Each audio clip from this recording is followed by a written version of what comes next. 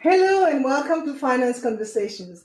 This is the 35th episode of the Merging Life and Money Show, and I am super excited to be here today. For those of you who do not know me, I am your host, Marie-Jo César. I help professional women acquire and apply the relevant financial skills and knowledge they need to take control of their money, manage their finances, and understand that they can live their best life with the money they have. Thank you for joining in today. If you are watching the replay, make sure to type #replay in the chat and leave me some comments and questions. Welcome, welcome, and welcome. I come to you live every Thursday at 5 p.m. Pacific Standard Time to share valuable information about how to achieve financial wellness and live your life with means and meaning. Today, we are going to talk about a very interesting topic, one that we do not necessarily associate with estate planning, okay? And to address this topic, I have with me none other than AnnMichelle, who appeared on the show before. Hi, Ann. Hi. She's an estate planning attorney from Washington State, and Anne's passion is to help families and small businesses for the future by securing their estate plan today. So she makes the confusing understandable, and she explains the financial risk of not creating an estate plan. So welcome, AnnMichelle, to the Merging Life and Money Show, and welcome followers and listeners. Thank you for joining in today. So Thank grab you. a I'm happy to pen be and back a again. notebook, as you would want to take some notes today in particular, and you would want to share them with your family members, colleagues, and friends, because remember, on the Merging Life and Money Show, it is about sharing values that could benefit others. So before turning it over to you, Anne, I just want to define digital assets. Digital assets refer to all of the digital files and online accounts you own and use on your computers, your phones, tablets, and any like devices. They include social media accounts, your digital photos, email, online financial accounts, software and copyright licenses, and many other types of less than tangible goods and services. Okay, so all digital assets that you own and that are transferable will be included in your estate when you die. So you can use your will to determine who will get such digital assets. So transferable digital assets certainly include anything that is worth money, right? But they also include things that may have a more sentimental value. So if you own it and you can transfer it, you should be able to include it in your will. So I will go very quickly through a few examples. And if I have time toward the end of the show, I secured a list and I will be able to go through it. But I will go through a few examples that can be transferred through your will. Okay, so your funds in a PayPal account, for example, funds owned to you by an online store like Amazon or Etsy, your currency, your cryptocurrency like Bitcoins and the like, digital music or photos that you own, frequent flyer miles. I even you don't know that, okay, that this was considered a digital asset, but it is. Maybe depending on the policy on the insurance company. So you got to make sure that what's behind that. So if you have a frequent flyer, make sure that you look into this. You may also be able to use your will to transfer digital asset that you have a license to, like a domain name or copyright. But this depends on whether the terms of the licensing agreement allow transfer at death. There are also digital assets that cannot be transferred through your will. And practically speaking, most of your digital assets won't pass through your will, right? Usually because you do not have the right to transfer them. Even if they have a real value to you or your family, if you do not own them or have the right to transfer them at death, you cannot pass them through your will, right? So a clear example of this is your email and social media accounts. You do not own those accounts. You just have a license to use them. And your inability to transfer your account to another person is clearly limited by the terms you agreed to when you open up the account. So example of digital assets that won't pass through your will are like your email and social media account, the non-transferable domains that you've licensed, a subscription account like Netflix or Spotify, okay, apps on your phone or tablet, and the data they contain, right? So if you care about what happens to your digital assets, you should make a plan for what happens to them after you die, okay? And you should do that before you die, clearly. On this note, I am going to turn it over to AnnMichelle. And Anne, my first question to you is, what happens to digital assets after a death? And let me start off by saying, again, this is for entertainment value only. This is not giving specific legal advice to you. So if you need legal advice, call me or an attorney in your state. So typically what happens to your assets, if it's a license, anything that's in that belongs to the company that you're using. But there are some things in there. Let's just use Facebook for an example, or should we call them Meta today, since they just changed their name. If you have photos that you've uploaded to Facebook, you need to get those off of Facebook because your choices are limited to either shutting down the account or making it a legacy. So a legacy account would be people can still see what has been posted, but they can't take anything down, and they can't, other than leave a comment, they can't post a new post to that site. So if you have anything on Facebook, your children's memories, I don't know, other things that you've done that you want to have, you need to pull those things off and get them stored in a different place. Same thing with your phone. If you have memories and video on your phone that you want to keep, you need to download them to another digital storage where you can keep them other than having them on your phone. When you're looking at doing digital storage, there's two kinds of digital storages. There's the kind where you keep photos and videos, and there's the kind where you keep documents. I have access to both of those. And so if you need to know more about how to do this and what's at stake for you, you need to contact me or another attorney. As far as documents go, if you're storing documents, you really need to have the basic information for your family about things like who has your insurance policy, who's your insurance agent, what's the insurance policy number, do you have a deed to your house that you can put on a digital storage that will make things easier? Do you have things like life insurance policies or a home insurance policy? Those kinds of information need to be on a secure site where your family knows where to find them. They need to have access to your email address, and they also need, because a lot of your bills are coming that way, right? And then they also need to know who you owe money to, how to access those creditors and what the accounts are, and prove that they have access to them so none of your bills ends up going to collections after you die. Yeah, these are good points. So tell me, how does this work? You mentioned banking, okay? Yes. So most of us do our banking online. So Correct. You die suddenly. So how the bank would know that to stop those payments, or how does it go? You'd be really surprised. What I should say is, what can you tell the audience about how to prepare themselves for things like this? Because I never thought about it until we started having that conversation ourselves. Yeah, absolutely. What a lot of people used to bank on banking, is that there was a little bit of a delay between the time a person passed away and the time the bank knew about the person passing away.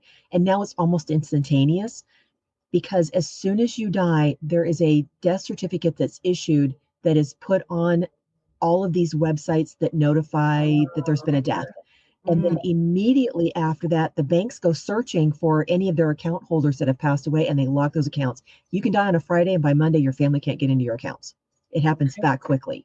So what you need to have happen is the digital storage will allow you to have, let's say if it's a bank, the bank login and the passcode with if there's a two-factor authentication, you'll have access to that. And you'll be able to get into that bank account and see what there is. And especially if you're making payments on a mortgage, you need to make those payments on a mortgage so your house doesn't end up in trouble while they're sorting through probate. In doing that, then you do have to start the probate, and you do have to get letters of administration that then go to the bank. They can then transfer the entire account into the probate name or to the name of the person who's taking care of it. But in the meantime, you need to have your family know what's in there so they can protect it. They can't protect it if they don't know what's there. And if they can't find it, they can't put it in probate. So basically, you got to find a trusted family member or whatever, whomever, that should know all of those passwords and access numbers and whatever. Correct. Because everything is backed up by a phone, right? So your Correct. second authentication comes via phone. So Correct. that person would have to have access to your phone, not just holding the phone, but being able to have access to the phone, to the information on the phone. So, and don't forget, people need to know if you have a passcode on your phone. Yeah, that's what I'm saying. They have to have a passcode on my phone too. Yeah. So you have to plan all this. This is a new way of thinking because Correct. I hate to say that, but the way that this look, we are still transitioning, it seems, because I don't think that we have it down yet. I think that technology is outpacing anything else. The regulations and the laws and all that kind of stuff. Yes. As far the as law is notoriously slow, and technology is always faster than the law catches up. Right. There have been numerous things where we've finally gotten a law in place around computer software, and then it was completely passé by the time the law got into place. Right. So it does happen. So that is amazing. As I said, this did not come to my attention, and I'm big into estate planning and that kind of stuff. And I've never even mentioned digital assets. And we have to be very specific when we talk about digital assets, because it's not just Bitcoins and the like currencies. It's as we well said, your email account, your social media, you name it, or your online banking. And you got to. And if you run a small business, guess what? Your business is online too. Everything that you do for your business now is online. Your customer data information is online. All of your web information is online. All of your supplier information, who you get supplied from, who your vendors are, all online. So small businesses are especially impacted as well, and your family needs to know all of those. Now, there's a couple ways you can do storage. You can do storage by loosely using, let's say, an Excel spreadsheet or a Word document that your family knows how to find. Those aren't typically the best way to store information as far as documents, because your Word document and your Excel cannot store the actual copy of a deed or the copy of an insurance policy. There are companies who sell digital storage. I have access to one of them. And the advantage of doing that is you put everything in this digital storage. You can put your documents in there, access to your email, business account lists, vendors, bills that you pay, all those kinds of things up there. And then you only have one login and one password to give to your trusted person. They don't have to memorize 50,000 pieces. When I first started this, I'm not going to joke with you. I have a cheat sheet on Word when I started this that was 72 pages long, because it has all of my business, all of my lawyer passcodes to all of my business support things that go with and all my personal. And I kept thinking, boy, if something were to happen, my family knows where to find that document. But this digital storage is so much better and so much easier, because they have access now to a picture of my bar card instead of just my bar number. So then they can literally take that where they need to as far as closing down accounts, because they can show people who do business with me, this is her picture, this is what she looks like, this was her barcode. Right. Okay, well, that's so very valuable. I could tell you. We are, after all, living in a digital world.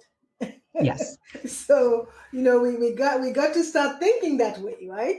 And we got to Well, make our friends before we need them, yeah. because we got to Well, and make let's sure not. that we could trust somebody with Yes. that information, Well, and right? let's not just talk documents. Let's talk emotional things too. How many with the advances in cell phones, this generation takes far more pictures and documents everything than the generation that I grew up in. I mean, we maybe had one portrait every year, school pictures, and then maybe if our family had somebody that was a shutterbug in the family, we got more than just a few pictures.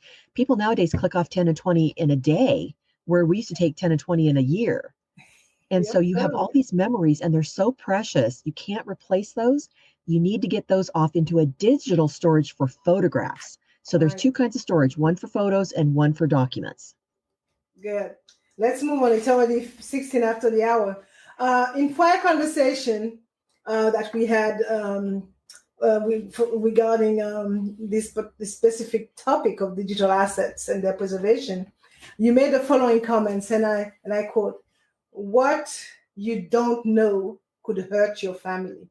What did you mean by that? Oh my gosh. I'll give you an example. I'm working on a probate now for a family member, and we literally don't know what all the bills are because we can't find hard copies. And we know there's an insurance policy, but we don't know who the insurance is with. We don't know what kind of insurance it is, and we don't know the value of it. And with that information, I can't find it. I don't know how to find it. We have bills that we know that somebody that the family had taken out, but I can't tell you if there's a balance owed because I don't know if they paid it off. The information I have is 7 or 8 years old. The balance clearly may be paid off. It could be higher than we have. I don't know that. So I'm in the process of writing all the creditors now to try and verify all the balances. If they had had a digital storage, they could have updated all of their accounts in that digital storage to say, oh, we paid off the Sears account. We don't have a Lowe's account anymore. And the Lowe's account is now, or the Home Depot account now is 15,000 because we had the kitchen redone. And it would make it so much easier if we knew if the estate was what they call liquid or not liquid. Right. So liquidity means that we have more assets than we have debts. And right now, I still don't know that. That's a point. Now And you it, mentioned regarding the bank that well, the information is filtered so quickly after one's death. Do they? I mean, they have the information to shut down your account, right? right. But what are they ceasing all activity on the account? How does it They go? will, yeah, they will freeze the account. Okay. And there's two ways to look at it. Like me, I'm single. So if I'm single, they're going to freeze my account until the probate court gives somebody in my family letters of representation, meaning they speak for my estate. The other way it works is if you have a joint account with, let's say, a spouse or a Mhm. significant other, and they are a joint right of survivorship, then Right. it would automatically go to them, but they may freeze it temporarily until they figure it out. Okay. So basically, no transaction will go through that account the minute that they Yes. they are informed that you are dead. Yeah. And if it's a personal Okay. account where you're paying rent or paying your auto or Right. life insurance or Yeah. auto I mean, insurance, years and to those, bounce a payment. yeah, it takes a while to notify all these people, particularly if you don't know to start with. I'm living in the Correct. US. My kids are in Bermuda. And it's like my husband and I were talking about. I say, my God, if something were to happen, I mean, what are we going to do? Yeah. you know. Yeah. So we're dealing with that. That is giving me a lot to think about, and I'm sure this is basically the same for the listeners and those who are going to listen to the replay. That is so critical. Well, I Um, don't want them to be afraid of it. I don't want them to be afraid of it. I want them to understand that there are things that they need to think about, and no, the more absolutely, yeah. information they have, the It's better they can take care awareness. of it. It's awareness. Okay, so if you don't know, as you said, I mean, what you don't know could hurt your family, right? So, Absolutely. so you got to make sure that you do whatever you have to do, and then also understand that some of those things are assets. That was money, so they Yes. could be listed in your will. So, and Correct. that's because it's all part of the financial picture. That Correct. in any good financial plan would clearly have an estate plan in it, and those kind of digital assets do feature into that estate plan. So my final question for you, although it's a very interesting topic, I could see for following from that show. My final question for you today is what one can do to save memories, money, and hassles for their families. Well, definitely hassles, making sure that if you have pictures, you have a digital storage for pictures, and definitely a digital storage for your precious documents and account access. If your family has to go looking for those things, it's going to be a hassle to try and find them, and they may not find all of them. The worst case scenario is you end up closing probate, and then your family, as we might, find that last insurance policy and then have to open probate again. That's costly. If you don't know where things are, probate is longer and it's more costly. And honestly, the more time that you end up trying to figure out where things are, the longer it takes and the more costly it is. So by getting this together, you save your family not only hassles, you can save them from having, let's say, a delinquent account that costs money because they're going to have late fees. They may send it to collections. You may end up your house in foreclosure. The more you can contain things and make things easier for the family, it's also more cost effective to do so. So tell me, what about we have? I mean, the gig economy is like exploding, right? So PayPal, Stripes, and the like. So what happened to all of that when somebody dies? I mean, do they get notified like the bank do? They get notified just like the bank. They do have an entire legal department that does nothing but looking for their account holders that have passed away. They have slightly different rules. Again, with the terms of service, you have to look and see what their terms are about how the account can be sent to another person or owned by another person. Typically, what they will end up doing is with the letters of representation, they will close that account, meaning the deceased person no longer has an account, and the money would then be given to the estate. Okay, that's how that goes. Okay, that's good to know because there is quite a large percentage of people in this world, particularly with the pandemic, that are now business owner and that are trading, that are transacting online purely. Okay, yours truly, for example, right? So what happened? I mean, I do receive email from time to time from PayPal saying, "Oh, you have not collected your money. You have not collected your money, or Stripe or whatever." So I just want the audience to know that all those things need to be thought about and taken care of under the umbrella of your estate plan. Okay, so I'm going to wind down a little bit. Thank you so much. Very interesting topic. Certainly one that is not top of mind, but should be given a lot of attention given the fact that we are living in a digital world, right?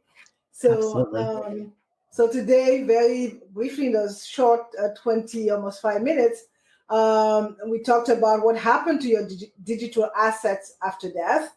And we realized that we must educate ourselves on the subject matter and the planning process. And above all, that we have to make sure that we plan ahead so we make this very smooth transition or transfer of wealth for the family. I got a chance to I'm looking at a comment, and one member of the audience is asking, where do we find digital storage? If you want to ask more questions, I do have one that I can explain a little bit more. This is not the only one out there. If you search on the internet for either digital storage or digital assets storage, then you should be able to find, I know there's at least a couple of them out there. Make sure you get one that has high encryption. So you're going to be looking for one that has military grade. You don't want them to get hacked. And you're also going to be able to looking for one that is affordable. Make sure you're looking and you know which one you're looking for. So if you're looking for a paper type digital storage, that's a little bit different than a picture storage. So make it clear which one you're looking for. but you do need both because typically a paper storage will not hold pictures and a picture storage will not hold documents. You don't want a picture of a document. You want an actual PDF scan document. Okay. So, AnnMichelle, before forget, could you please give the audience your contact information? Absolutely. If you want to call me, my phone number is 206 I did put it on the screen as well. 6014. You can email me at heartlawpllc@gmail.com. And if you want to check out my website, it is in transition. So I think it's still up under the old one. We are transitioning to a new one, but the landing page will still be the same. It's www.heartlawpllc.estateplan.com. And if you want to link up with me on LinkedIn, there's my LinkedIn. Come find me. And I will say that one of the things that I want to impress upon people is I am your attorney with heart. I care about what happens to you. I do this because I want you to be informed. You can't make a good decision if you don't know what's happening. Well said. A big thanks to you for an awesome contribution today. And I am looking forward to having you next month. And guess what next month is? The last Thursday of November. November already is Thanksgiving. So there shall not be a Merging and Life Money show that day. So okay. We will have a chat and see if you could do it the Thursday before or the Thursday after. I mean, I'll be happy to come back. Yeah, we have to keep the momentum going. So thanks again, AnnMichelle, for your contribution today. You're welcome. My pleasure. Okay. For more information about how to achieve financial wellness from the inside out and live a purposeful life with the money you have, join me next week, Thursday at 5 p.m. Pacific Time, 6 p.m. Mountain Time, 8 p.m. Eastern Time, 9 p.m. Atlantic Time. Oh my gosh, tongue twister. For my Bermuda peeps, 10 a.m. Friday, Brisbane, Australia time. Thank you for being here today on the Merging Life and Money Show. I am your host, Marie-Jo César. I will be back again next week. Until then, continue merging life and money. Bye for now.